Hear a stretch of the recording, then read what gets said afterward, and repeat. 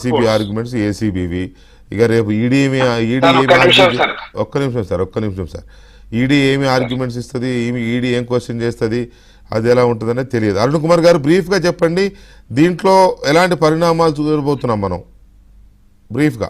Sir క్లియర్గా next gen ఏదైతే company agreement చేసుకుందో ఎఫ్పిఓతో government తో ట్రైపార్టీయేట్ అగ్రిమెంట్ లో దెర్ ఈజ్ నో లా. ఎక్కడైనా కానీ వైలేషన్ జరిగితే రికవరీ అనే క్లాజ్ లేదు. జర్మనీలో జరిగింది, బ్రెజిల్లో జరిగింది, వాళ్ళ మీద సూ చేసిండ్రు, కోట్ల రూపాయలు దావా వేసిండ్రు. ఆ క్లాజ్ ట్రైపార్టీయేట్ అగ్రిమెంట్ లో లేదు.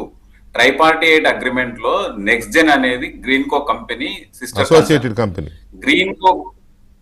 గ్రీన్కో కంపెనీ ద్వారా డబ్బులు ఎఫ్ఈఓకు ఫార్ములా ఈ ఆపరేషన్స్ కార్ ఆపరేషన్స్ కి 55 కోట్లు పోయినాయి. 54 కోట్లు పోయిన తర్వాత ఫారిన్ కరెన్సీకి సంబంధించిన చట్టాలను వైలేట్ చేయడం, బిజినెస్ అడ్మినిస్ట్రేషన్ రూల్స్ ని వైలేట్ చేయడం, అసలు election commission model code of conduct అమల్లో ఉన్నప్పుడు వీటిని చేయడం వల్ల 8 కోట్ల రూపాయలు తెలంగాణ ప్రభుత్వం మళ్ళీ పన్ను రూపంలో కట్టడం జరిగింది. అంటే మ్యాటర్ ఆఫ్ 62 crores ఇక్కడ మిస్అప్రోప్రియేషన్ జరిగింది. ఎవరికి ఇంటెన్షన్ లేదు, కేవలం 1000 రూపాయలతో అటెండర్ దొరికితే అనీషా కేసులో అవినీతి నిరోధక శాఖ 1000 రూపాయల 200 రూపాయలతో ట్రాఫిక్ కానిస్టేబుల్ దొరికితే తీసుకుపోయి సస్పెండ్ చేస్తారు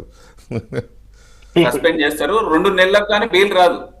మరి 52 కోట్లు 62 కోట్లు అంటే చిన్న మాట కాదు. మీ జేబులోకి వెళ్లాల్సిన అవసరం లేదు. ముందే మీ జేబులోకి వెళ్ళినాయా, తర్వాత ఎవరి జేబులోకి వెళ్ళినాయి? అసలు you are the custodian of the state exchequer, రాష్ట్ర ఖజానాను కాపాడాల్సిన వ్యక్తి కదా, ఆమ్ ఆద్మీ కాదు కదా. వేరే ఈయన చెప్పిండు, ఒక ఐఏఎస్ ఆఫీసర్ ఇచ్చిందంటే అక్కడే తెలుస్తుంది ఈయన పవర్ ఏందో, క్యాబినెట్ మినిస్టర్ పవర్ ఏందో.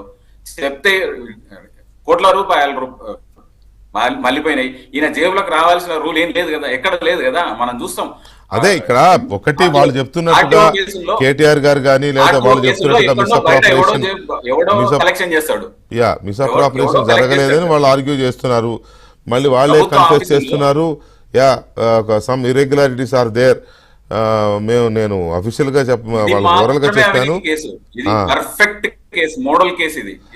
అనేది లీగల్ ఒపీనియన్ అట్లా ఉంది.